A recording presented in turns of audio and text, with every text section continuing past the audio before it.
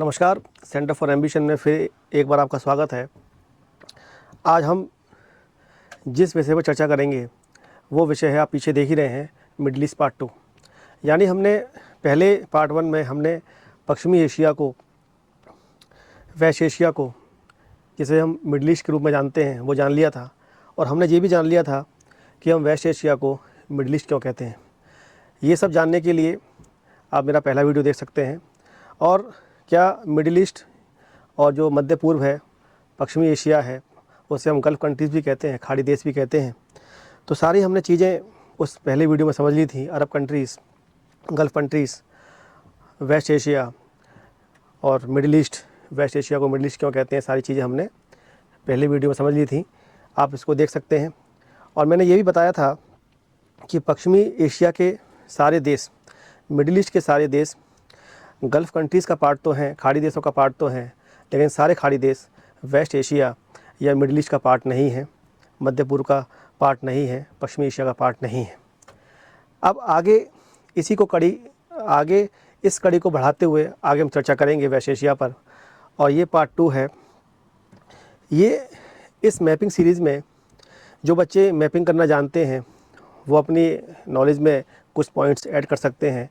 और जिन बच्चों ने मैपिंग करना अभी स्टार्ट नहीं किया है या मैपिंग के बारे में जानते नहीं हैं, तो वो इस वीडियो के माध्यम से अपनी मैपिंग को, अपनी मानचित्र, जिसमें यूपीएससी काफ़ी क्वेश्चन पूछे जा रहे हैं, और जो आपकी मैपिंग जो होती है वो आपकी एनवायरनमेंट, ज्योग्राफी और जो जियो पॉलिटिक्स, जो जिसमें आप कह सकते हो कि इंटरनेशनल रिलेशंस, जो सब कुछ आता है। तो सारे क्वेश्चन अगर हम देखें, अगर हम सारे क्वेश्चन ऐड करें, ज्योग्राफी के क्वेश्चन ऐड करें, एनवायरनमेंट इकोलॉजी के अगर हम क्वेश्चन ऐड करें, और जो जियो पॉलिटिक्स, जिसे हम आईआर के रूप में जानते हैं, जो कि हमारे करंट अफेयर्स में काफ़ी एक अहम रोल रखता है, अगर हम सारे क्वेश्चंस को देखें तो करीब 8 से 9 क्वेश्चंस पर ईयर एवरेज पूछे जा रहे हैं। और पिछले 10 सालों में हम देखें तो करीब 89 से 90 क्वेश्चंस इस पोर्शन से, मैपिंग पोर्शन से पूछे गए हैं। तो ये बहुत ही अहम पोर्शन है मैपिंग का, जिसको आपको करना चाहिए। बच्चे इस पोर्शन को काफ़ी ईजी लेते हैं कि अरे ये हो जाएगा, आसानी से हो जाएगा, लेकिन इतना आसान नहीं है। और ये भी बात है, अगर आपने मैपिंग के पोर्शन पर, चाहे वो इंडिया की मैपिंग हो, चाहे वो वर्ल्ड की मैपिंग हो, आपने अगर इस पर कमांड कर लिया तो हर साल आप 8 से 9 क्वेश्चंस आराम से कर सकते हैं। और ये 8 से 9 क्वेश्चंस आपको काफ़ी सहायता देंगे आपके सिलेक्शन में, आपकी सफलता में। इसी कड़ी को हम आगे बढ़ाते हुए हम सेकंड पार्ट लेके आए हैं मिडिल ईस्ट का। तो आइए शुरू करते हैं। मिडिल ईस्ट यानी मध्य पूर्व, जिसे हम पश्चिमी एशिया के रूप में जानते हैं, क्योंकि ये एशिया के पश्चिम में पड़ता है, इसलिए हम इसे पश्चिम एशिया कहते हैं। और यूरोपीय लोगों ने अपनी सुविधा अनुसार, जब पूरे वर्ल्ड पर यूरोपीय लोगों का शासन था, तो यूरोपीय लोगों ने अपनी सुविधा अनुसार, अपनी शासन की सुविधा अनुसार उसको 3 भागों में बांट दिया: नियर ईस्ट, मिडिल ईस्ट और फार ईस्ट। तो जैसे समय निकलता चला गया तो नियर ईस्ट और फार ईस्ट का जो कंसेप्ट था वो ख़त्म हो गया, लेकिन जो मिडिल ईस्ट का जो शब्द है वो बना रहा। क्योंकि आप देख रहे हैं कि आज के समय में भी, और पिछले कई दशकों में ये जो पोर्शन है मिडिल ईस्ट का, वो रेलेवेंट रहता है। क्योंकि रेलेवेंट इसलिए रहता है, क्योंकि महत्वपूर्ण इसलिए रहता है, और ये दुनिया के केंद्र में, हमारे वर्ल्ड के केंद्र में इसलिए रहता है क्योंकि यहाँ पर जो भी देश हैं वो एनर्जी रिच कंट्रीज़ हैं। क्रूड ऑयल मिलता है, ठीक है, प्राकृतिक गैस मिलती है, नेचुरल गैस मिलती है, क्रूड ऑयल मिलता है। तो और आप जानते हैं कि क्रूड ऑयल, जो आपकी नेचुरल गैस है, वो पूरी दुनिया के लिए उनके अपने देश के लिए ऊर्जा संसाधन का एक महान स्रोत है, एक महान संसाधन है, मुख्य संसाधन है। इसलिए हर देश की निगाह, पूरे वर्ल्ड की निगाह इस पार्ट पर बनी रहती है। और इस पार्ट को हम विवादों का विवाद वाला स्थल भी बोलते हैं, conflicts area of middle east भी इसको कह सकते हैं। तो आइए शुरू करते हैं एक एक करके। और आज हम जो मिडिल ईस्ट की मैपिंग करेंगे उसमें हम एक एक देश पढ़ेंगे और अच्छे से समझेंगे और डीपली जाएंगे कि किस देश की बाउंड्री किस देश से लगती है, कितनी जलराशियाँ हैं यहाँ पर। यह आज हम पूरा इसको अच्छी तरीके से कवर करते हैं। आइए शुरू करते हैं। देखिए, ये पूरे वर्ल्ड का मैप है, और इस वर्ल्ड मैप में आप देखिए कि अपना इंडिया कहाँ पड़ता है। अपना इंडिया आप देख रहे हैं कि एशिया के साउथ एशिया में पड़ता है। अपना इंडिया एशिया के साउथ एशिया में पड़ता है, साउथ एशिया, ठीक है।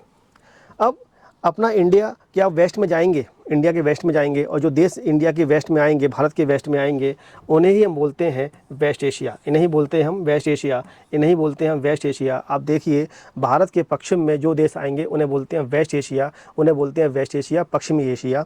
सही है। अब हम, आपने देख लिया, अब आइए हम पूरे वेस्ट एशिया का मैप खोलते हैं कि वेस्ट एशिया में कितने देश आते हैं, कितनी जलराशियाँ आती हैं, वो समझते हैं।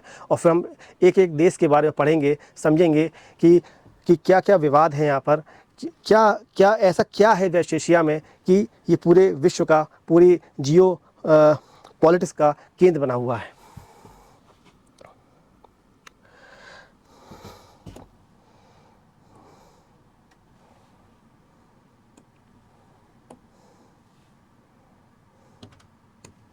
देखिए ये है वेस्ट एशिया, ये वेस्ट एशिया आप देख ही रहे हैं।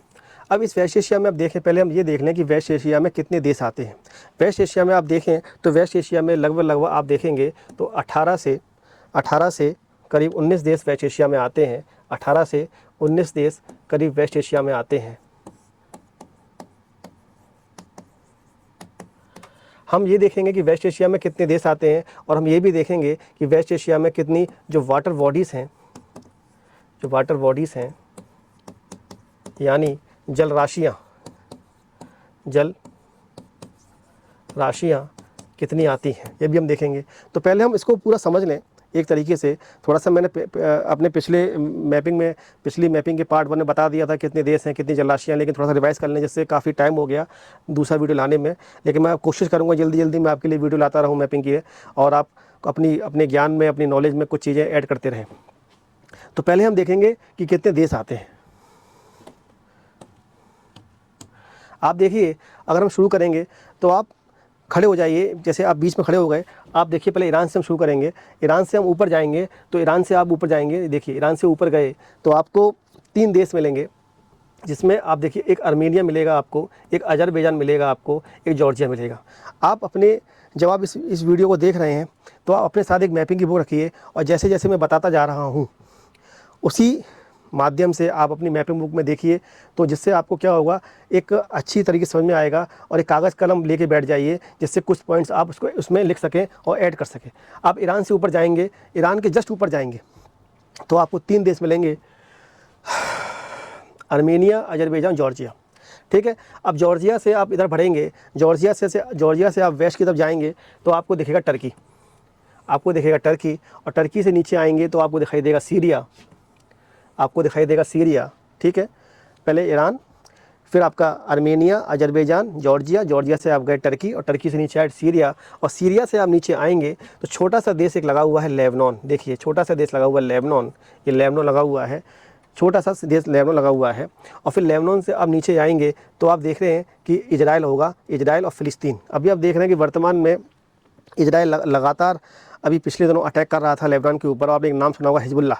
हम हिजबुल्लाह के बारे में पढ़ेंगे कि हिजबुल्लाह क्या है, और इजराइल लेबनान पर अटैक कर रहा है लगातार। अभी आपने देखा कि ईरान और अमेरिका के बीच युद्ध विराम की घोषणा की गई 13 दिनों के लिए, लेकिन उसके बावजूद भी इजराइल लगातार लेबनान पर अटैक करता रहा।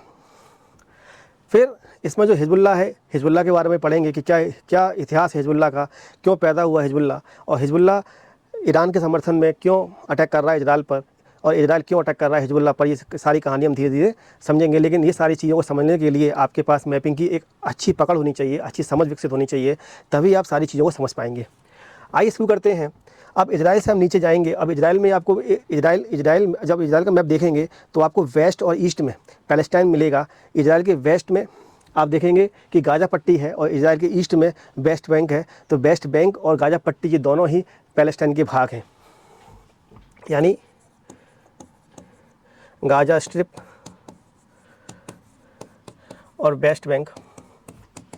वेस्ट बैंक इसे कहते हैं, इसलिए कहते हैं क्योंकि आप देखेंगे इजराइल के बगल में जो जॉर्डन है, जो जॉर्डन रिवर है, तो जॉर्डन रिवर के पश्चिम में आता है, जॉर्डन रिवर के पश्चिम में आता है आपका पैलेस्टाइन, इसलिए इसको वेस्ट बैंक भी कहते हैं। आप समझ गए। फिर इजराइल आ गया। अब इजराइल से आप देखेंगे, इजराइल के थोड़ा साइड में जाएंगे तो आपको एक रेक्टेंगल में, एक त्रिकोण शेप में एक आपको एक पेनिनसुला दिखाई देगा, जिसे हम सिनाई पेनिनसुला कहते हैं। सिनाई पेनिनसुला जो आपको इजराइल के जस्ट ऐसी शेप में दिखाई देगा, जैसे हम क्या कहते हैं, सिनाई पेनिनसुला। अब पेनिनसुला क्या होता है, पेनिनसुला उसे कहते हैं, आप समझ लीजिए, जो तीन ओर से पानी से घिरा हो उसे कहते हैं पेनिनसुला। और पेनिनसुला को हिंदी में कहते हैं प्रायद्वीप। पेनिनसुला को हिंदी में कहते हैं प्रायद्वीप। और प्रायद्वीप का मतलब क्या है, जो तीन ओर से पानी से घिरा हो उसे कहते हैं प्रायद्वीप। अब आगे आएंगे।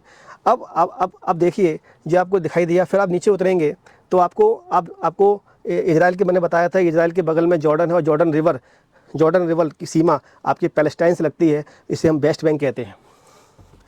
अब जॉर्डन के नीचे आइए तो आपको आएगा सऊदी अरेबिया, जो कि अरेबियन पेनिनसुला पर स्थित है। और अरेबियन पेनिनसुला विश्व का सबसे बड़ा प्रायद्वीप है। और मैंने बताया प्रायद्वीप किसे कहते हैं, प्रायद्वीप उसे कहते हैं जो तीन ओर से जल से घिरा हो, और जल से घिरा हुआ है, तीन ओर से जल से घिरा है सऊदी अरेबिया।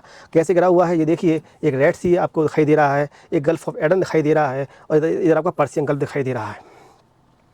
तो तीन ओर से घिरा हुआ है रेड सी, समझ गए आप लोग। और अरेबियन पेनिनसुला पे भी काफ़ी देश स्थित हैं, इसके बारे में चर्चा करेंगे। तो अरेबियन पेनिनसुला तीन ओर से जल से घिरा हुआ है, एक तरफ पर्शियन गल्फ से घिरा हुआ है, नीचे गल्फ ऑफ एडन से घिरा हुआ है, और रेड सी से घिरा हुआ है। गल्फ ऑफ एडन जो कि अरेबियन सी का पार्ट है, गल्फ ऑफ एडन। और रेड सी भी किसका पार्ट है, अरेबियन सी का। आप बात समझ गए। आगे आइए तो आपको दिखाई देगा यमन, और यहाँ पर दिखाएगा ओमान, फिर आपको दिखाई देगा UAE, फिर आपको दिखाई देगा कतर, फिर दिखाएगा बहरीन, और फिर कुवैत, और फिर इराक। तो आप देखेंगे करीब मैंने बता दिया आपको कि एक देश। और एक चीज़ ध्यान रखिएगा, मैं आपको एक महत्वपूर्ण पॉइंट बता दूं कि वेस्ट एशिया में दो देश ऐसे हैं जो कि द्वीप हैं, जो कि आइलैंड हैं। वेस्ट एशिया में दो देश ऐसे हैं जो कि आइलैंड हैं, जी आप ध्यान रखिएगा, नोट कर लीजिएगा। वेस्ट एशिया में दो देश ऐसे हैं जो कि द्वीप हैं, आइलैंड हैं। पहला है साइप्रस, और पहला है साइप्रस, देखिए जरा, साइप्रस जो कि मेडिटेरियन सी में है, साइप्रस। और दूसरा देश है बहरीन। ये बहरीन और साइप्रस आपसे पूछ सकता है कि वेस्ट एशिया में ऐसे कौन से देश हैं जो कि द्वीप हैं, तो आप नोट कर लीजिए, साइप्रस और बहरीन जो दो देश हैं वो द्वीप हैं। और द्वीप किसे कहते हैं, आइलैंड किसे कहते हैं, जो चारों ओर से पानी से घिरा हो उसे द्वीप कहते हैं, जो तीन ओर से पानी से घिरा हो उसे पेनिनसुला कहते हैं। आप समझ गए, द्वीप और पेनिनसुला में आप मतलब समझ गए। और पेनिनसुला कहाँ पर है, पेनिनसुला आप देख रहे हैं कि इजिप्ट का एक छोटा सा भाग है, ट्राई एंगल में सिनाई पेनिनसुला, जो कि एशिया से लगा हुआ है। ठीक है, इसके बारे में पढ़ेंगे आगे चल के। तो आप समझ गए लगभग कि वेस्ट एशिया में लगभग आपके 17 से 18 देश हैं, जिसमें आपका ईरान हो गया, अजरबैजान हो गया, आर्मेनिया हो गया, जॉर्जिया हो गया, टर्की हो गया, साइप्रस हो गया, लेबनान हो गया, सीरिया हो गया, फिर सीरिया से आपका इजराइल हो गया, फिर आपका पैलेस्टाइन हो गया, फिर सऊदी अरेबिया हो गया, फिर Yemen, Oman, Qatar, UAE, Bahrain, Kuwait और इराक। कि आप समझ लिया आपने लगभग कि आपको अब ये समझ में आ गया होगा कि वेस्ट एशिया में हम किन देशों की बात कर रहे हैं। और जब कभी भी आपको जियो पॉलिटिक्स समझनी है तो आपको मैपिंग में पहले देशों की लोकेशन मालूम होनी चाहिए, और वो जो देश जहाँ स्थित हैं और वो जो देश जिन जलराशियों से घिरे हुए हैं उनकी लोकेशन भी आपके पास होनी चाहिए। तभी आप जियो पॉलिटिक्स में अच्छी समझ विकसित कर पाएंगे, समझ पाएंगे कि इन देशों में आपस में कन्फ्लिक्ट क्यों है, क्यों ये देश आपस में लड़ रहे हैं, और जो महाशक्तियाँ हैं वो इस वेस्ट एशिया पर क्यों कंट्रोल बनाना चाहती हैं, और क्यों अपने एलाई यहाँ पर उनको सपोर्ट कर रहे हैं, और क्यों चाइना ईरान को सपोर्ट कर रहा है, क्यों रशिया ईरान को सपोर्ट कर रहा है, और क्यों आपका जो इजराइल है और जो अमेरिका है वो लगातार वेस्ट एशिया पर अटैक कर रहे हैं। ये सारी चीज़ें आप जब समझ पाएंगे, जब आप ये देखेंगे कि जिन पर ये चीज़ें हो रही हैं, जिन पर ये चीज़ें इम्प्लीमेंट हो रही हैं, वो उन देशों की लोकेशन कहाँ है। समझ पाए आप चीज़ें। तो मैंने बता दिया कि वेस्ट एशिया में दो देश ऐसे हैं जो कि द्वीप हैं, आइलैंड है, एक बहरीन और एक आपका साइप्रस। एक चीज़ आपको और ध्यान रखनी है कि वेस्ट एशिया में दो देश ऐसे हैं जो कि ट्रांसकॉन्टिनेंटल हैं, यानी ट्रांसकॉन्टिनेंटल यानी अंतर्महाद्वीपीय। वो दो देश ऐसे हैं जो कि एशिया में भी हैं और दूसरे महाद्वीप में भी हैं। वो दो देश ऐसे हैं, एक है आपका टर्की और दूसरा है आपका इजिप्ट। टर्की का 90% भाग एशिया में है और 10% भाग आपका यूरोप में है, जिसे हम कुस्तुनतुनिया कहते थे, वो आज इस्तांबुल के रूप में जाना जाता है, ठीक है। और इजिप्ट का सिनाई पेनिनसुला जो कि आपका एशिया से लगता है, ठीक है, ये रहा, उसको भी हम ट्रांसकॉन्टिनेंटल देश के रूप में जान सकते हैं। अब आगे आइए, अब हमने ये समझ लिया कि कौन कौन से देश कहाँ पर हैं, कितने कंट्रीज़ हैं। करीब मैंने बताया आपको कि 17 से 18 देश वेस्ट एशिया में आते हैं। अब हम ये देखेंगे कि वेस्ट एशिया में कितनी जलराशियाँ हैं, ये समझ लेंगे, एक बार रिवाइज कर लेंगे। फिर हम धीरे धीरे इस वेस्ट एशिया के एक ही देश के बारे में पढ़ेंगे और आप थोड़े से पॉइंट्स आपको नहीं मिलेंगे, उसको आप कॉपी पे ऐड कर सकते हैं। आइए, कि वेस्ट एशिया कितनी जलराशियों से घिरा हुआ है, जी हमें बहुत देखना जरूरी है।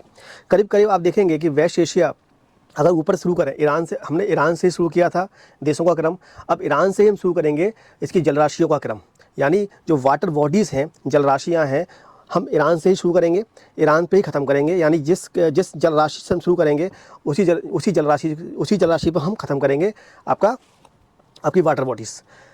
तो आप देखिए, हम शुरू करते हैं कि ये देखिए, पहले आप देखें कैस्पियन सी देखेंगे, कैस्पियन सी आप देखेंगे, इसे कहते हैं हम, ये कैस्पियन सी आकार में बड़ा है, इसका आकार काफ़ी बड़ा है, इसलिए हम सी कहते हैं, लेकिन ये एक लेक है, एक झील है। और आप देखेंगे कि कैस्पियन से आप आगे बढ़ेंगे, तो कैस्पियन सी से आप आगे जाएंगे तो आपका ब्लैक सी है, ठीक है, ब्लैक सी, कैस्पियन सी, ठीक है। आप कैस्पियन सी से नीचे आइए तो आपको दिखाई देगा, कैस्पियन से नीचे दिखाई देगा आपको पर्शियन गल्फ दिखाई दिया, और पर्शियन गल्फ के आपको दिखाई देगा gulf of Aden. Caspian C, Persian gulf, मैंने गलत बोल दिया, गल्फ ऑफ एडन नहीं है, गल्फ ऑफ ओमान है, गल्फ ऑफ ओमान। और गल्फ ऑफ ओमान के नीचे आइए तो आपका आएगा अरेबियन सी, और अरेबियन सी से आप आगे जाएंगे तो आएगा गल्फ ऑफ एडन। फिर गल्फ ऑफ एडन से आप आगे जाएंगे तो आएगा रेड सी, और रेड सी से आप आगे बढ़ेंगे तो आपका जो सिनाई पेनिनसुला है, जो कि मैंने बताया था इस शेप में है। तो अब देखिए, ये रेड सी है, अब रेड सी, अब ये हमने क्या किया, ये एक इस्थमस जुड़ा हुआ था, हमने इसको काटा, उसको काटते हुए हमने बनाई सुएज कैनाल, और सुएज कैनाल बनाते हुए हम इसको ले गए, सुएज कैनाल बनाई, और सुएज कैनाल सुएज नहर जो कि इस्थमस था, इसको काटा, और हमने इस सुएज कैनाल के माध्यम से हमने एशिया को आपके भूमध्य सागर से इसको जोड़ दिया, जिसे हम मेडिटेरियन सी भी कहते हैं। समझे आप? जब किसी स्थल को काट के कोई नहर बनाई जाती है तो उसे हम इस्थमस कहते हैं। इस्थमस समझ लीजिए, इस्थमस क्या होता है, इस्थमस एक नैरो पार्ट होता है स्थल का, जिसे हम काट के दो जल राशियों को आपस में मिला देते हैं। अब जैसे आप थाईलैंड में देखेंगे करा canal, Panama canal, Suez canal, ये कैनाल है, नहर है, यानी स्थल को काट के दो जल राशियों को आपस में मिलाया गया है। आप समझ गए? इसके बारे में हम चर्चा आगे कर लेंगे, इस्थमस के बारे में। अभी समझ लीजिए कि दो जल राशियों को जब मिलाया जाता है आपस में स्थल को काट के, तो इसे हम कहते हैं, इसे हम बनाते हैं कैनाल, ठीक है। अब आगे बढ़ेंगे तो इधर आपका सुएज कैनाल हो गया, इधर है गल्फ ऑफ अकाबा,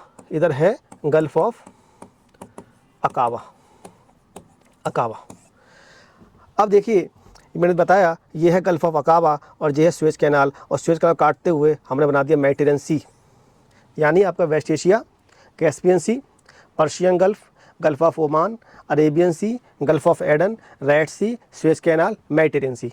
अब आप देखिए कि मेडिटेरियन सी और ये ब्लैक सी आपको दिखाई दे रहा है, मेडिटेरियन सी और ब्लैक सी आपको दिखाई दे रहा है।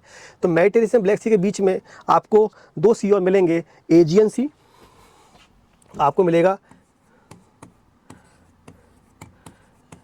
एजियन सी और मिलेगा आपको मरमरा सी।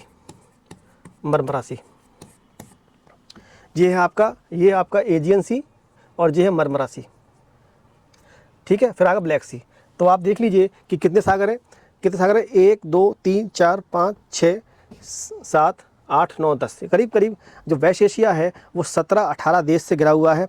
और जो सागर हैं वो जो सागर हैं, जो सी हैं, जो आपकी गल्फ़ हैं, जो खाड़ी हैं, वो करीब करीब जलराशियाँ जो हैं करीब 9 से 10 जलराशियाँ हैं जिससे वेस्ट एशिया आपका घिरा हुआ है। आप देख सकते हैं, प्रैक्टिस करिएगा मैपिंग बुक में। Caspian Sea, Persian Gulf, Gulf of Oman, Arabian Sea, Gulf of Aden, Red Sea, Gulf of Aqaba, फिर आपका Suez Canal, Mediterranean Sea, Aegean Sea of Marmara, Black Sea और कैस्पियन सी।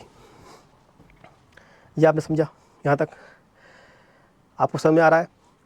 अब हम शुरू करते हैं। अब हम एक एक देश को पढ़ेंगे। हमने देख लिया कि वेस्ट एशिया क्या है, वेस्ट एशिया में कितने देश हैं, वेस्ट एशिया में कितनी जलराशियाँ हैं, ये हमने समझ लिया। आगे हम शुरू करते हैं कि अब हम एक एक देश के बारे में पढ़ेंगे। अब हम ईरान के बारे में जानेंगे, फिर हम पर्शियन गल्फ़ के बारे में जानेंगे, फिर हम हॉर्मुज़ स्ट्रेट के बारे में जानेंगे, फिर हम यूएई के बारे में जानेंगे, फिर हम देखेंगे ओमान क्या है, फिर यमन क्या है। फिर आप आगे बढ़ते हुए इस पूरे वेस्ट एशिया को हम ख़त्म करेंगे। लेकिन वेस्ट एशिया का जो 4 देश हैं, लेबनान, सीरिया, जॉर्डन, इजराइल, इसका हम एक तीसरा वीडियो लेके आएंगे, वेस्ट एशिया पार्ट 3। उसमें हम इजराइल पे, फ़लस्तीन पे, लेबनान पे, सीरिया पर बात करेंगे। गोलन हाइट्स क्या है, सी ऑफ गलीली क्या है, लितावी रिवर क्या है, हिजबुल्लाह का क्या इशू है, और इजराइल लगातार अपनी वेस्ट एशिया में अपनी शक्ति दिखा रहा है, इसका क्या क्या कारण है, यहूदी क्या है, यहूदी क्या होते हैं, और इनका कन्फ्लिक्ट इन अरब कंट्री से क्यों है। ये सारी चीज़ें हम समझेंगे आपके वेस्ट एशिया के पार्ट 3 में। आप ईरान देखिए, पहले आप ये देख लीजिए कि ईरान कितने देशों से घिरा हुआ है और ईरान कितनी वाटर बॉडी से घिरा हुआ है। पहले आप ये देख लीजिए ईरान कितने देशों से घिरा हुआ है। इसके लिए आप इसके लिए एक कोड है, आप याद कर लीजिए, PI T2AQ, PI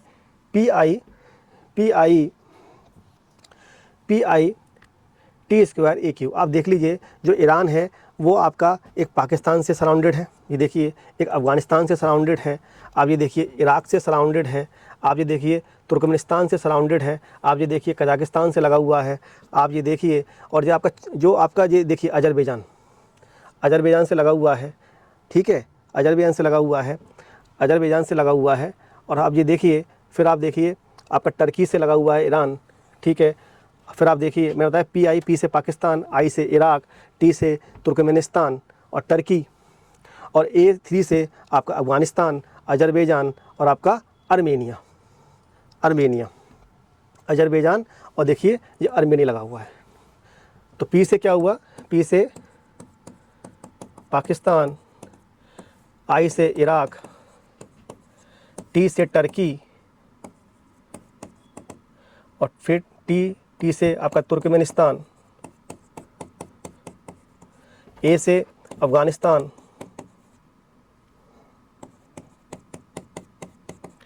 फिर A3 है अजरबैजान और अर्मेनिया, ठीक है। ये आप 3 देश लगे हुए हैं। आप ध्यान रखिएगा, ये आपका करीब करीब आप ये देखेंगे कि 7 कंट्री से ईरान की बाउंड्री टच होती है। PI T2AQ, P से पाकिस्तान, I से इराक़, T से Turkey, Turkmenistan, Azerbaijan, Afghanistan, Armenia, आप ये बाउंड्री लगती है। आप ध्यान रखिएगा कि ईरान से रशिया, आपका जॉर्जिया और कुवैत, ये जो आपका कुवैत है, कुवैत की बाउंड्री टच नहीं होती है, ना जॉर्जिया की बाउंड्री टच होती है, ना रशिया की बाउंड्री टच होती है। आप ध्यान रखिएगा। और आप ध्यान रखिएगा कि सीरिया की बाउंड्री भी टच नहीं हो रही है। तो आप ये बच्चे कंफ्यूज रहते हैं कि क्या सीरिया की बाउंड्री टच हो रही है ईरान से, तो नहीं हो रही है। कुवैत की हो रही है तो नहीं हो रही है। आपकी जॉर्जिया की हो रही है तो नहीं हो रही है, और रशिया की हो रही है तो नहीं हो रही है, क्योंकि रशिया ऊपर है, सीरिया साइड में है, और कुवैत जो पर्शियन गल्फ़ में छोटा सा लगा हुआ है, देखिए जरा, ठीक है, इसकी बाउंड्री टच नहीं हो रही है। तो आपको ध्यान रखना है कि 4 देश ऐसे हैं जिनकी बाउंड्री ईरान से नहीं लगती है, और उज़्बेकिस्तान की भी बाउंड्री ईरान से नहीं लगती है। आप ध्यान रखिएगा, देखिए रशिया, उज़्बेकिस्तान, कुवैत, सीरिया और जॉर्जिया। ये 5 देश हैं जिनकी बाउंड्री टच नहीं होती है। कंफ्यूज होता है कि जॉर्जिया तो नहीं है, सीरिया तो नहीं है, उज़्बेकिस्तान तो नहीं है, कुवैत तो नहीं है। ठीक है, अब आप ये कोड ध्यान रखिएगा कि ये कोड है PIT²AQ। अब हमने समझ लिया कि ईरान की बाउंड्री कितने देशों से लग रही है। अब हम देखेंगे कि ईरान की बाउंड्री कितने वाटर बॉडी से लग रही है। तो आप देखेंगे कि ईरान की वाटर बॉडी, अब ऊपर देखेंगे तो आपको कैस्पियन सी दिखाई देगा, कैस्पियन सी दिखाई दिया, इधर आपको पर्सियन गल्फ़ दिखाई दिया, इधर गल्फ़ ऑफ ओमान दिखाई दिया आपको। तो ईरान की जो वाटर बॉडी है, ईरान की जो सीमा जिन जलराशियों से लगती है वो 3 जलराशियां हैं। एक आपकी कैस्पियन सी, दूसरा है आपकी पर्शियन गल्फ़ और तीसरा है आपका गल्फ़ ऑफ ओमान। ये नोट कर लीजिए आप, पहले आप नोट कर लीजिए कि कितने स्थलों से लगती है और कितनी जलाशयों से लगती है। आपको समझ में आ गया होगा। अब देखिए ईरान के बारे में जान लें थोड़ा सा हम। आपको पता होना चाहिए कि ईरान का जो इतिहास है वो 2000 साल पहले का है। और आपको मैंने बताया था कि Iran is not a Arab country. ठीक है, Iran is not a Arab country. Iran Arab country नहीं है, क्योंकि ईरान का जो कल्चर है, ईरान की जो हिस्ट्री है, ईरान की जो भाषा है, वो अरब कंट्री से काफ़ी अलग है। अब आप देखिए कि ईरान कभी ऑटोमन साम्राज्य का हिस्सा था। और ऑटोमन साम्राज्य फर्स्ट वर्ल्ड वॉर, जो आपका फर्स्ट वर्ल्ड वॉर हुआ था, जिसमें आपका जर्मनी और ऑटोमन साम्राज्य साथ साथ लड़े, किसके खिलाफ? आपके ब्रिटेन और फ्रांस के खिलाफ लड़े। और फर्स्ट वर्ल्ड वॉर में क्या हुआ? फर्स्ट वर्ल्ड वॉर में ऑटोमन साम्राज्य और जर्मनी की बहुत बड़ी हार हो गई। अब इसी बीच क्या होता है कि फर्स्ट वर्ल्ड वॉर से पहले, फर्स्ट वर्ल्ड वॉर के बीच में ही आपने देखा, फर्स्ट वर्ल्ड वॉर आपका 14 से 18 यानी 1914-1918 के बीच में हुआ। इसी बीच में क्या होता है, 1916 में एक स्काई पिकॉट होता है, स्काई पिकॉट एग्रीमेंट होता है। स्काई पिकॉट एक एग्रीमेंट होता है। इस एग्रीमेंट के माध्यम से ऑटोमन साम्राज्य को बांटा जाना था, और ऑटोमन साम्राज्य बांटा गया स्काई पिकॉट के माध्यम से। तो ये ईरान का जो हिस्सा है वो ब्रिटेन और फ्रांस के हिस्से में आ गया। ईरान का जो हिस्सा है ईरान का जो हिस्सा है फर्स्ट वर्ल्ड वॉर के बाद, जब ऑटोमन साम्राज्य हार गया, जर्मनी की हार हो गई, तो ईरान का जो हिस्सा है वो फ्रांस और ब्रिटेन के अंडर में आ गया। और फिर क्या हुआ कि 1918 के बाद ईरान में आपके ब्रिटेन और फ्रांस, जो ईरान के ऊर्जा के संसाधन थे उनका दोहन करने लगे, उसका यूज़ करने लगे, वहाँ से तेल निकालने लगे। और फिर जब सेकेंड वर्ल्ड वॉर हुआ, और सेकेंड वर्ल्ड वॉर के बाद जब आप देखते हैं कि जब सेकेंड वर्ल्ड वॉर चल रहा था, तो पूरे विश्व में उपनिवेशवाद कायम था, वो कमज़ोर पड़ने लगा, टूटने लगा। और ब्रिटेन पूरे विश्व में कमज़ोर पड़ने लगा, यूरोपीय जो शक्तियाँ थी वो कमज़ोर पड़ने लगी। फिर इस ईरान पर एंट्री होती है अमेरिका की। और अमेरिका की एंट्री होती है आपकी सेकेंड वर्ल्ड वॉर के बाद। यानी अब ईरान के जो ऊर्जा के संसाधन थे, जो संसाधन थे ऊर्जा के, उस पर 3 देश यानी ब्रिटेन, फ्रांस और अमेरिका उसका ऊर्जा के संसाधनों का दोहन करने लगे, और यहाँ से तेल निकाल के अपने देश ले जाने लगे। और जितना भी क्रूड ऑयल जो था उसको निकाला और अपने देश उसको बेचा, उससे मुनाफा कमाया। ठीक है, और फिर आप आगे देखेंगे कि फिर ऐसे ही करके आप देखेंगे कि 1979 में जब ईरानी क्रांति होती है, ईरानी रिवॉल्यूशन, जैसे हम ईरानी रिवॉल्यूशन के नाम से जानते हैं, तो उसमें क्या होता है कि जिस प्रकार से ब्रिटेन और फ्रांस और अमेरिका ईरान के ऊर्जा के संसाधनों का दोहन कर रहे थे, उनका यूज़ कर रहे थे, तो ईरानी क्रांति के माध्यम से ईरान के जितने भी ऊर्जा के संसाधन थे उनका राष्ट्रीयकरण कर दिया गया, उनका नेशनलाइजेशन कर दिया गया। और ये कहा गया कि अब ईरान के जितने भी संसाधन हैं ऊर्जा के, उनका यूज़ ईरान करेगा, ईरान ही तेल निकालेगा, ईरान ही इसको सेल करेगा। अब कोई भारी कंपनी यहाँ पर ईरान में तेल नहीं निकालेगी, उसके ऊर्जा के संसाधनों का यूज़ नहीं करेगी। तो इसी ईरानी क्रांति के माध्यम से ईरान के जितने भी ऊर्जा के संसाधन थे उनका राष्ट्रीयकरण कर दिया गया। यहीं से यहीं से जब अमेरिका पूरी तरह से क्योंकि पूरा इन्वेस्टमेंट अमेरिका का ईरान में था, तो यहीं से क्या होता है कि यहीं से इसी 1979 से अमेरिका वर्सेस ईरान की जो दुश्मनी है वो शुरू हो जाती है। समझ गए आप कि ईरान और अमेरिका की दुश्मनी आपकी 1979 के बाद शुरू होती है, और 1979 से पहले ये समझ लीजिए बहुत ही फास्ट फ्रेंड, क्लोज फ्रेंड थे ईरान और अमेरिका, क्योंकि जितने भी संसाधन थे ऊर्जा के वो ईरान में अमेरिका के द्वारा, ब्रिटेन के द्वारा, फ्रांस के द्वारा निकाले जा रहे थे। अब हम समझते हैं, या आपने समझ लिया ईरान के बारे में। अब थोड़ा सा हम देखेंगे, ठीक है, अब आगे बढ़ते हैं। अब आप देखेंगे कि ईरान के ऊपर आपका कैस्पियन सी है। ईरान के ऊपर क्या है? ईरान के ऊपर आपका कैस्पियन सी है। और कैस्पियन सी क्या है? कैस्पियन सी बताया था मैंने। कैस्पियन सी जो है वो आकार में बड़े होने के कारण, साइज में बड़े होने के कारण वो उसे हम सी बोलते हैं, लेकिन वो एक लेक है। क्या है? एक लेक है। अब हम देखेंगे कि कैस्पियन सी की बाउंड्री कितने देशों से लगती है, तो उसका कोड आप याद कर लीजिए। इसका कोड है क्रेट,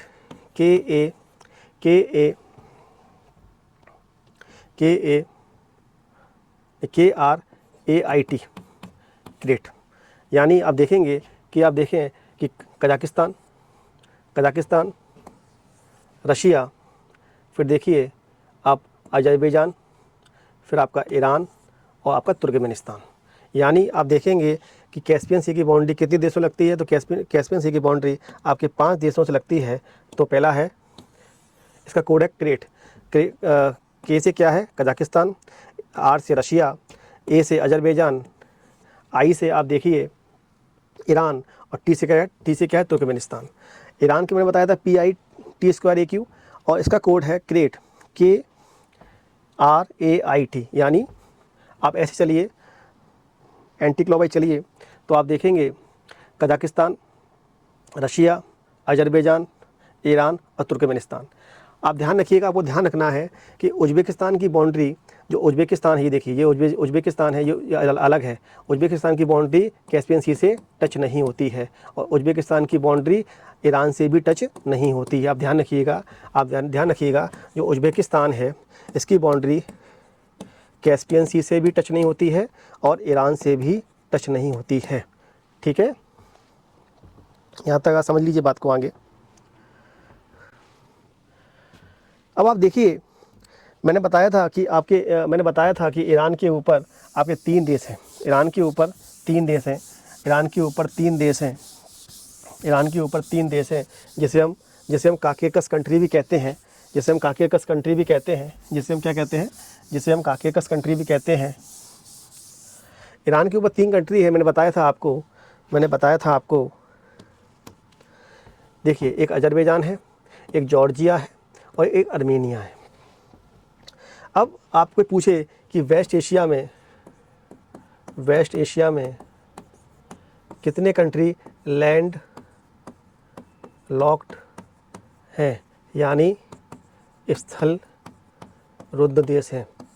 लैंड लॉक्ड का मतलब समझ लीजिए, लैंड लॉक्ड का मतलब ये होता है कि जो चारों ओर से स्थल से घिरा हो, चारों ओर से, जैसे ये जो देश है, ये जैसे देश है, ये समझ लीजिए, ये चारों ओर से किससे घिरा हो? स्थलों से घिरा हो। और ये जो देश है जो घिरा हुआ है, ये किसी वाटर बॉडी से टच ना होता हो, इससे हम कहते हैं स्थल रुद्ध देश, लैंड लॉक्ड देश। यानी लैंड लॉक्ड कंट्री क्या होता है?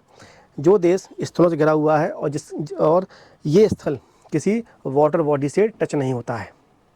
ठीक है, अगर वो होता है टच, तो उस वाटर बॉडी का जल किसी ओशन से जाकर मिलना चाहिए। तो आप समझ लीजिए, लैंड लॉक्ड स्थल रुद्ध जो कंट्री होते हैं उनकी 2 परिभाषा हैं। पहला क्या है कि इसकी सीमा किसी जलराशि से ना लगती हो। अगर किसी जलराशि से लगती भी है, तो जिस जलराशि से लग रही है उस जलराशि की सीमा किसी महासागर से लगनी चाहिए। आप समझ गए। मैंने बताया था, आप बोलेंगे कि सर जे आपने बताया कि आर्मेनिया, अब जो लैंड लॉक्ड है वो कौन से देश हैं? वो 2 देश हैं जो कि लैंड लॉक्ड हैं, एक है आर्मेनिया, एक है आर्मेनिया। ये नोट कर लीजिए। आपसे पूछता है वेस्ट एशिया में अगर कितने देश लैंड लॉक्ड हैं, तो आपके 2 देश लैंड लॉक्ड हैं, आर्मेनिया और अजरबैजान। ये ध्यान रखिएगा। लेकिन अजरबैजान की बाउंड्री तो आपकी, अब अभी आप बोलेंगे कि आपने बताया था कि अजरबैजान की बाउंड्री तो कैस्पियन सी से लग रही है, लेकिन कैस्पियन सी से इसकी बाउंड्री लग तो रही है, लेकिन कैस्पियन सी का जो जल है, जो पानी है, वो किसी महासागर में जाकर नहीं गिर रहा है, इसलिए इसे हम लैंडलॉक्ड कंट्री बोलेंगे। मैंने बताया था कि लैंडलॉक्ड कंट्री की 2 शर्तें हैं कि वो चारों ओर से स्थल से घिरा हो और किसी जलराशि से लग रहा है, तो वो जलराशि का पानी किसी महासागर से टच होना चाहिए। लेकिन कैस्पियन सी से अजरबैजान लग तो रहा है, लेकिन कैस्पियन सी का पानी किसी महासागर में जाकर नहीं मिल रहा है, या किसी महासागर का पानी कैस्पियन सी में आकर नहीं मिल रहा है, या कैस्पियन सी का पानी किसी महासागर में जाकर नहीं मिल रहा है। इसलिए कैस्पियन सी को हम एक लेक के रूप में बोलते हैं। अब आपको होमवर्क है कि आपको बताना है कि कैस्पियन सी में, आप मुझे कमेंट करके बताइएगा आगे कि कैस्पियन सी में कौन सी रिवर्स फ्लो होती हैं, कौन सी रिवर्स आगे गिरती हैं। कैस्पियन सी में जो पानी आता है वो किस रिवर से आता है, ये आप मुझे बताएंगे। यहाँ तक आपने समझा? आपने समझ लिया लैंडलॉक्ड, आपने समझ लिया लैंडलॉक्ड, आपने समझ लिया कि वेस्ट एशिया में 2 देश हैं जो कि लैंडलॉक्ड हैं, एक है आर्मेनिया और एक है अजरबैजान। 2 देश हैं जो कि द्वीप हैं, साइप्रस और बहरीन। आपने समझ लिया कि 2 देश हैं जो कि ट्रांसकॉन्टिनेंट है, एक इजिप्ट और एक टर्की। जो Georgia Armenia Azerbaijan Caucasus country है। वो कैसे हैं? क्योंकि मैंने आप देखेंगे, आप मैप में देखिए, पहले आप इसे देख लीजिए, काकेकस। तो काकेकस रेंज कहाँ पर है? ब्लैक सी से कैस्पियन सी तक जो रेंज, जो पर्वत श्रृंखला है, वो काकेकस रेंज है। और इस पर्वत श्रृंखला में 3 देश हैं, जॉर्जिया, आर्मेनिया और अजरबैजान, और जिसमें आर्मेनिया अजरबैजान लैंडलॉक्ड है। और आप ध्यान रखिए कि आपको एक पॉइंट और ध्यान रखना है, कि जो आर्मेनिया है, आप देखिए जरा, आर्मेनिया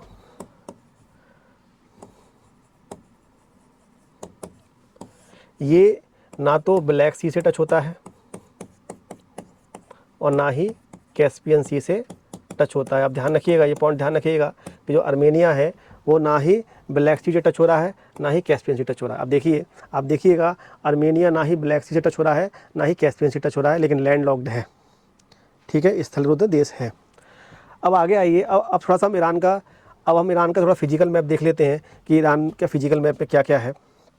आप देखिए, ईरान का फिजिकल मैप है। जो कैस्पियन सी बता दिया मैंने आपको, ठीक है, और कैस्पियन सी के ऊपर 3 देश थे, जॉर्जिया, आर्मेनिया, अजरबैजान। अब आगे आएंगे तो आप देखिए कि फिजिकल मैप में, हाँ, एक चीज़ और ध्यान रख लिए, मैंने बताया था कि ब्लैक सी से कैस्पियन सी तक जो रेंज है वो काकेकस रेंज है। और काकेकस रेंज की जो सबसे ऊंची चोटी है वो है माउंट एलब्रुस। ये ध्यान रखिएगा, माउंट एलब्रुस, जो कि यूरोप की सबसे ऊंची चोटी है, माउंट एलब्रुस। वो कहाँ पर है? काकेकस रेंज में। और काकेकस रेंज कहाँ पर है? ब्लैक सी से कैस्पियन सी तक। अब आप देखिए, कैस्पियन सी से नीचे आप आएंगे तो है माउंट एलब्रुस। वो पर्वत चोटी है, और ये पर्वत श्रृंखला है, माउंट एलब्रुस। और ये आपको दिखाई देगा जाग्रोस दिखाई दिया आपको, ठीक है। और जो एलब्रुस माउंटेन्स हैं, एलब्रुस माउंटेन्स की सबसे ऊंची चोटी है आपकी माउंट देमावत। देखिए, माउंट देमावत, ये ईरान की सबसे ऊंची चोटी है, माउंट देमावत। आपको ये जैग्रोस माउंटेन्स दिखाई देंगे, आपको ये कावेरी डेजर्ट दिखाई देगा, आपको ये लुट डेजर्ट दिखाई देगा। और लुट डेजर्ट विश्व का सबसे गर्म स्थल है, जो कि वर्ल्ड यूनेस्को हेरिटेज साइट में भी आता है। उसको आप ध्यान रख लीजिएगा। लुट डेजर्ट आपको दिखाई देगा, इसके नॉर्थ वेस्ट में आपको एक लेक दिखाई देगी, लेक उर्मिया। नोट कर लीजिए। आपको ईरान में सबसे ईरान के नॉर्थ में आपको एल्ब्रुस माउंटेन्स दिखाई देंगे, इसकी चोटी है माउंट देमावत। फिर आपको ये जागरूस माउंटेन दिखाई देंगे, फिर कावरी डेजर्ट दिखाई देगा, फिर लुट डेजर्ट दिखाई देगा। लुट डेजर्ट विश्व का सबसे गर्म स्थल है जहाँ पर 70 डिग्री टेम्परेचर रहता है, और ये यूनेस्को की वर्ल्ड हेरिटेज साइट में भी आता है। और इसके ईरान के ऊपर जाएंगे तो आपको दिखाई देगा लेक उर्मिया, और ऊपर कैस्पियन सी, और नीचे पर्शियन गल्फ और गल्फ ऑफ ओमान। ये देखिए पर्शियन गल्फ। अब हम देखेंगे कि पर्शियन गल्फ से कितने देश लगते हैं, पर्शियन गल्फ से कितने देश आपके लग रहे हैं। पर्शियन गल्फ से करीब करीब 8 कंट्री लगते हैं। पहले देखिए आपका ये ईरान लग रहा है, फिर आपका देखिए ये ईरान लग रहा है, फिर आपका ये इराक लग रहा है, आप देखिए इराक लग रहा है, फिर छोटा सा कुवैत लग रहा है, फिर आप देखिए सऊदी अरेबिया लग रहा है, फिर ये बहरीन, फिर कतर, फिर आपका ये देखिए कतर के बाद आपका यूएई, और ये नीचे ओमान। तो देखिए 1 2 3 4 5 6 7 और 8, ये 8 जो कंट्री हैं जो कि पर्शियन गल्फ से लगते हैं। और इन 8 कंट्री में एक कंट्री कैसा है, आइलैंड है, वो है बहरीन। मैंने बता दिया था आपको। और आपसे पूछे कि जो बहरीन जो आइलैंड है इसकी मैरीटाइम बाउंड्री क्या क्या है, इसकी मैरीटाइम बाउंड्री अब देखिए कतर है और ईरान है। ठीक है, अब आगे बढ़ते हैं। आप देखिएगा थोड़ा सा, आप ये भी देख लीजिए, आपको समझने के लिए मैं आपको बता दूं कि जो पर्शियन गल्फ में जो बहरीन है वो छोटा सा आइलैंड है। आइलैंड मतलब जो चारों ओर से पानी से घिरा होता है। और देखिए ये बहरीन छोटा सा, ठीक है।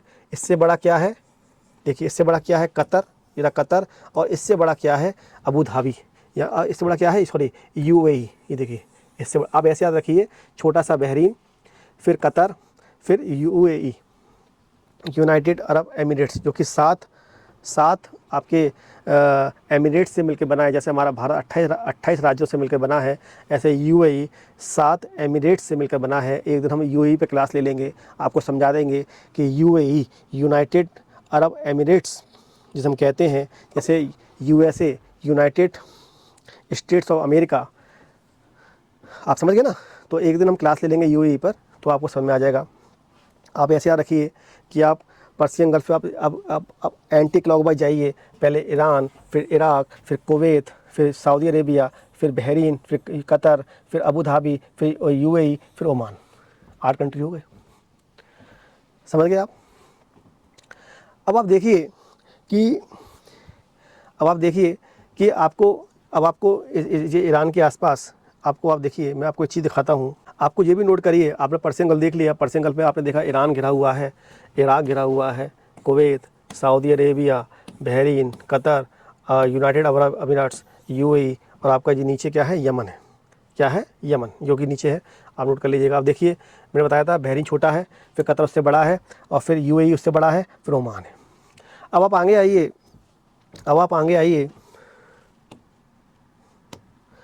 अब आप देखते हैं, अब ईरान, आप नोट कर लीजिए, ईरान में 3 बंदरगाह हैं।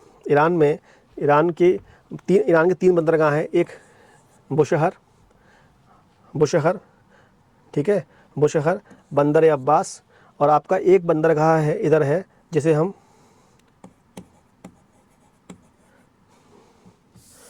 हम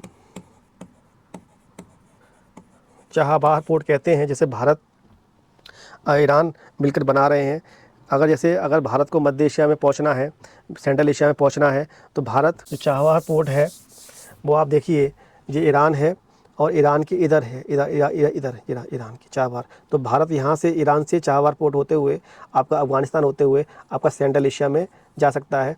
तो इसे पाकिस्तान की आवश्यकता नहीं है मध्य एशिया में जाने के लिए, क्योंकि मध्य एशिया में जाने के लिए आप देखोगे कि पाकिस्तान बीच में आता है। तो इसलिए इंडिया ईरान के साथ चाबहार पोर्ट को विकसित कर रहा है, और चाबहार पोर्ट के सहारे वो सेंट्रल एशिया में एंट्री कर सकता है। तो मैंने बताया आपको कि 3 पोर्ट आप नोट कर लीजिएगा, अब कि 3 पोर्ट हैं ईरान के, एक बंदर बुशर, बंदर अब्बास और चाबहार पोर्ट। आपको हाँ एक चीज़ और ध्यान रखिए कि जो 2 पोर्ट हैं, ये 2 पोर्ट हैं, जिनमें से आप एक बंदर बुशर, बंदर बुशहर, बुशहर, और एक बंदर अब्बास, बंदर अब्बास। आपसे पूछे कि किस गल्फ़ में है तो ये आएगा पर्शियन गल्फ़ में, ये पर्शियन गल्फ़ में है। और आपसे पूछे कि चाहबार, चाहबार, आपसे पूछे कि चाहबार पोर्ट कहाँ है तो वो आएगा गल्फ़ ऑफ ओमान में, गल्फ़ ऑफ ओमान में। अब बुशहर बंदर अब्बास कहाँ पर है? पर्शियन गल्फ़ में। और आपका चाहबार पोर्ट है वो कहाँ पर है? गल्फ़ ऑफ ओमान में।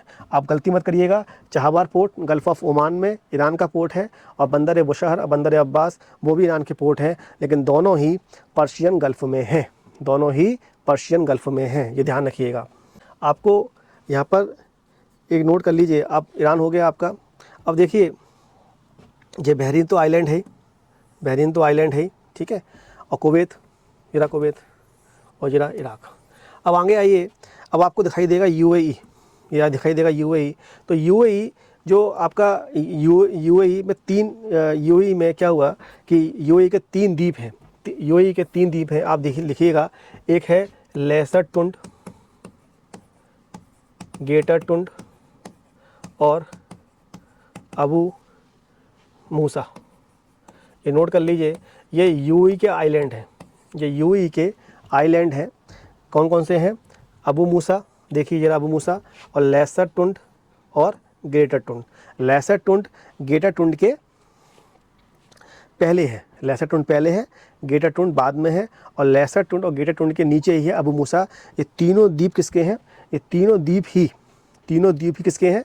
ये आपके यूएई के हैं। मैंने बताया था कि सेकंड वर्ल्ड वॉर के बाद जब क्या हुआ, जब उपनिवेशवाद कमज़ोर पड़ रहा था, ब्रिटेन पूरे विश्व में हार रहा था, कमज़ोर पड़ रहा था, तो ब्रिटेन जब यहाँ से गया, ब्रिटेन जब यहाँ से गया, यूएई से गया, क्योंकि मैंने बताया था आपको कि 1916 में जब स्काइप एकॉर्ड किया गया था, तो स्काइप एकॉर्ड के माध्यम से ओटोमन साम्राज्य, जो ओटोमन साम्राज्य को बांटा गया, और ओटोमन साम्राज्य पूरी तरीके से आपने देखा वेस्ट एशिया में फैला हुआ था। अधिकांश भाग वेस्ट एशिया का ओटोमन साम्राज्य के अंतर्गत आता था।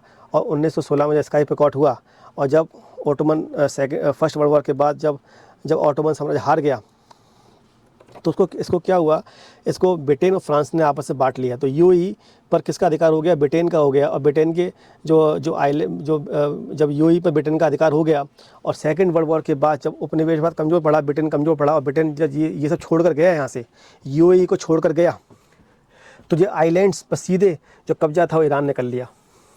ईरान ने लेसर टुंड पर, ग्रेटर टुंड पर और अबू मूसा पर कब्जा कर लिया। और लेकिन ये किसके थे? यूएई के थे। अब कब्जा कर लिया तो यही विवाद, तीनों आइलैंड किसके विवाद हैं? ये ईरान और आपका यूएई के बीच ये विवाद है, ये ध्यान रखिएगा। आपसे पूछ सकता है कि लेसर टुंड, ग्रेटर टुंड और अबू मूसा जो द्वीप हैं वो किन देशों के बीच में विवाद हैं? तो ईरान और यूएई के बीच विवाद हैं। आप एक होमवर्क लिख लीजिए, आपको स्काइप एकॉर्ड पढ़ना है। आपको ओटोमन साम्राज्य की जब विघटन हुआ, तो जब स्काइप एकॉर्ड के माध्यम से ये पूरे वेस्ट एशिया को बांटा गया। आप देखिए, मैंने बताया कि ये देखिए, ये आपका यूएई है, ये वाला हिस्सा यूएई है, ठीक है, और ये आपका ओमान है, ये आपका ओमान है। अब आप देखिए कि ओमान का एक एनक्लेव निकला हुआ है, ओमान का एक एनक्लेव निकला हुआ है, ये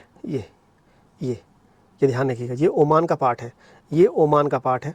और ये पूरा आपका यूएई है। यानी जो यूएई है वो आपका गल्फ़ ऑफ ओमान में भी है और पर्शियन गल्फ़ में भी है, क्योंकि आपका जो ओमान है वो तो यहाँ तक ख़त्म हो गया, और इसके ऊपर ओमान का एक पार्ट है जिसे हम बोलते हैं मुसद्दम पेनिनसुला, जिसे हम बोलते हैं मुसद्दम पेनिनसुला। और मैंने बता दिया था मुसद्दम पेनिनसुला किसे कहते हैं? मुसद्दम पेनिनसुला उसे कहते हैं जो 3 ओर से जल से घिरा हुआ है, और तीनों जल से घिरा ही हुआ है। आप देख ही रहे हैं, आप देख रहे हैं ऊपर, ठीक है। अब हाँ, अब जो ये वाला हिस्सा है, ये वाला आप देखिए, जो ये वाला हिस्सा है, ये वाला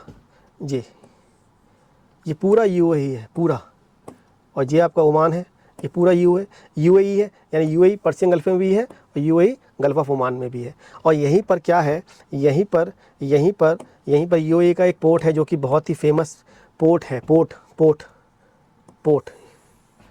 फुजैरा पोर्ट। ये बहुत अभी हाईलाइट था जिस पे ईरान ने अभी अटैक किया था।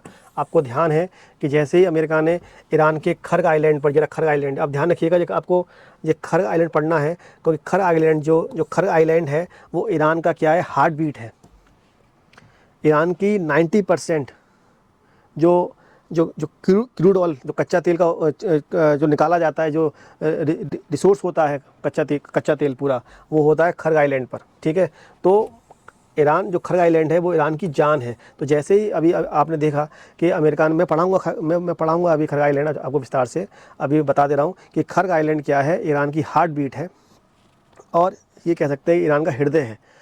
पूरी जो एनर्जी है, पूरे रिसोर्सेज हैं वो खर्ग आइलैंड पर हैं। अभी आपने देखा कि ईरान, जैसे ही अमेरिका ने इस पर अटैक किया खर्ग आइलैंड पर, तो वैसे ही ईरान ने अटैक किया आपके फुजैरा पोर्ट पर। तो मैं बताऊंगा फुजैरा पोर्ट, आप समझ लीजिए फुजैरा पोर्ट जो है वो यूएई का है। जैसे मैंने ईरान के 3 पोर्ट बताए थे, बंदर अब्बास, बंदर बुशरा, चाबहार पोर्ट, और ये जो यूएई का पोर्ट है, पोर्ट फुजैरा, जो कि गल्फ ऑफ ओमान में है, गल्फ ऑफ ओमान में है। और मुसद्दम पेनिनसुला किसका है, मुसद्दम पेनिनसुला ओमान देश का है। यहाँ तक आप बात समझ गए। अब आगे आते हैं। अब आप देखिए जो कतर है, कतर के ऊपर जो आप देखिए एक चीज़ बनी हुई है जिसे हम कहते हैं नॉर्थ फील्ड, जिसे हम कहते हैं नॉर्थ फील्ड, और इसे कहते हैं हम साउथ पास। क्या कहते हैं, साउथ पास किसके अंडर में आता है, साउथ पास अंडर में आता है ईरान के, और जो नॉर्थ फील्ड जो अंडर में आता है वो आता है कतर के। ये जो दोनों चीज़ें हैं, ये आपके यहाँ पर आपकी जो गैस, जो नेचुरल गैस, वो इसका सोर्स है यहाँ पर साउथ पास और नॉर्थ फील्ड। तो आपसे पूछ सकता है कि साउथ पास किसके अंडर में आता है, साउथ पास आपके ईरान के अंडर में आता है, और नॉर्थ फील्ड किसके अंडर में आता है, कतर के अंडर में आता है। और ये आपका जरा कतर, ये ध्यान रखिएगा, कतर। और कतर एकमात्र ऐसा देश है, कतर पूरे वेस्ट एशिया में ऐसा देश है जिसकी बाउंड्री केवल आपकी सऊदी अरेबिया से लगती है, ये ध्यान रखिएगा आप। और कतर कहाँ पर है, कतर आपका पर्शियन गल्फ में है। आगे आते हैं। अब आप देखिए, ये है हॉर्मुज स्ट्रेट। हॉर्मुज स्ट्रेट में आप देखिए जो ईरान की बाउंड्री, आप देखिए ईरान की ये बाउंड्री देखिए आप, ये देखिए, ये देखिए, ये पूरा ईरान है।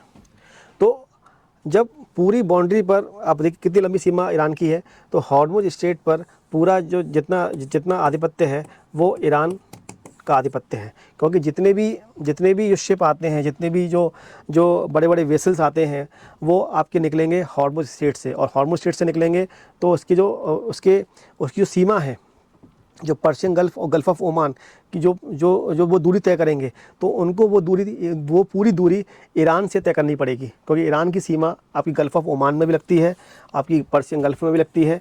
और ये देखिए, ये स्ट्रेट ऑफ हॉर्मुज, जिसे हम चौक पॉइंट कहते हैं, चौक पॉइंट मतलब क्या है कि चौक पॉइंट से कहते हैं जिस पॉइंट पर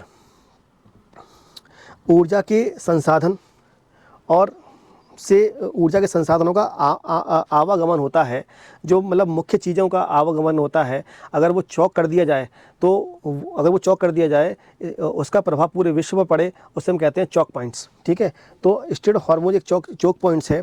और आप देखते हैं कि विश्व का 20% जो क्रूड ऑयल है यानी कच्चा तेल है, वो यहाँ से निकलता है, यहीं से पास होता है। अब जैसे पूरे विश्व को, अब आप ये भी देखिए कि कुवैत, इराक, सऊदी अरेबिया और आपके कतर, यूएई को अपने अगर जहाज़ निकालने हैं, तो अगर शिप निकालने हैं, तो उनके जहाज़ भी, जैसे कुवैत है, इराक है, सऊदी अरेबिया है, कतर है, बहरीन है, इनको अगर ये तेल देंगे दूसरे देशों को, तो उनके जहाज़ भी कहाँ से पास होंगे, इनके जहाज़ भी स्ट्रेट ऑफ हॉर्मुज से पास होंगे। लेकिन ऊपर ईरान बैठा हुआ है, ईरान की सीमा लगती है दोनों गल्फ से, तो ईरान का पूरा कंट्रोल रहता है स्ट्रेट ऑफ हॉर्मुज में। तो अभी आपने देखा कि जैसे वॉर चल रहा था, तो इसने क्या किया, ईरान ने हॉर्मुज स्ट्रेट पर बैरिकेड्स लगा दिए, रोक लगा दी कि कोई भी जहाज यहाँ से पास नहीं होगा, ठीक है। और हॉर्मुज स्ट्रेट से विश्व का 20% ऑयल पास होता है। और जब भारत की जो ऊर्जा की जो खपत है, चाहे वो आपकी एलपीजी की हो, चाहे वो क्रूड ऑयल की हो, एलपीजी की 90% जो एलपीजी जो आती है वो कहाँ से आती है, हॉर्मुज स्ट्रेट से आती है। और अब हमारे भारत का जो कच्चा तेल है, जो कच्चे तेल जो है वो 60% कहाँ से आता है, आपका हॉर्मुज स्ट्रेट से आता है। यानी भारत हॉर्मुज स्ट्रेट पर पूरी तरीके से डिपेंड है, एलपीजी को लेके, आपके कच्चे तेल को लेके। और पूरा विश्व की जो ऊर्जा की जो ज़रूरत की जो डिमांड है वो भी आपकी हॉर्मुज स्ट्रेट पर निर्भर है। और आप ध्यान रखिए कि ईरान का करीब 90% जो क्रूड ऑयल है वो चाइना को जाता है। किसको जाता है? चाइना को। और चाइना अगर अपने क्रूड ऑयल मंगाएगा तो वो किसके माध्यम से मंगाएगा? आपका गल्फ ऑफ ओमान होते हुए, स्ट्रेट ऑफ हॉर्मुज होते हुए मंगाएगा। और ईरान का 90% क्रूड ऑयल ईरान को जाता है युआन में। तो अमेरिका जो अटैक कर रहा है वो अटैक तो डायरेक्ट ईरान पर कर रहा है, लेकिन उसका एक अटैक इनडायरेक्टली चाइना पर भी है, क्योंकि उसका दुश्मन ईरान तो है ही, लेकिन उसका जिसको अमेरिका को जिससे घबराहट है वो है चाइना। क्योंकि चाइना जिस प्रकार से आगे बढ़ रहा है टेक्नोलॉजी में, हर फील्ड में, सेमीकंडक्टर में, और उसे पता है कि अगर आने वाले समय में कोई उसे टक्कर दे सकता है तो वो है चाइना। जो हॉर्मुज स्ट्रेट है, इस पे कौन कौन से देश आते हैं तो आप ये भी नोट कर लीजिए कि हॉर्मुज स्ट्रेट पर आप देखिए, ये हॉर्मुज स्ट्रेट, ये आपका ईरान, और आप देखिए ये यूएई और ओमान का जरा मुसद्दम पेनिनसुला जो लगा हुआ है, एनक्लेव जो लगा हुआ है, ये हॉर्मुज स्ट्रेट से टच करता है। आपसे पूछे कि हॉर्मुज स्ट्रेट में किन 3 देशों की बाउंड्री लगती है, तो पहला है ईरान, दूसरा है यूएई और तीसरा है ओमान। ठीक है, आपने ईरान पढ़ लिया, कैस्पियन सी पढ़ लिया, पर्शियन गल्फ पढ़ लिया, आपने कतर पढ़ लिया, यूएई पढ़ लिया। और कतर पूरे पर्शियन गल्फ में ऐसा देश है जिसकी बाउंड्री केवल सऊदी अरेबिया से लगती है। अब आइए ओमान पर। गल्फ ऑफ ओमान की बाउंड्री सीमा किन देशों से लगती है, तो आप देखेंगे कि देखिए ये गल्फ ऑफ ओमान है, ये गल्फ ऑफ ओमान, तो आपका इधर आ जाएगा ईरान। देखिए यूएई इधर भी है, तो आपका एक आ जाएगा यूएई, ओमान तो आएगा ही। और आपका देखिए ये गल्फ ऑफ ओमान का जो है पाकिस्तान, ये पाकिस्तान है, तो पाकिस्तान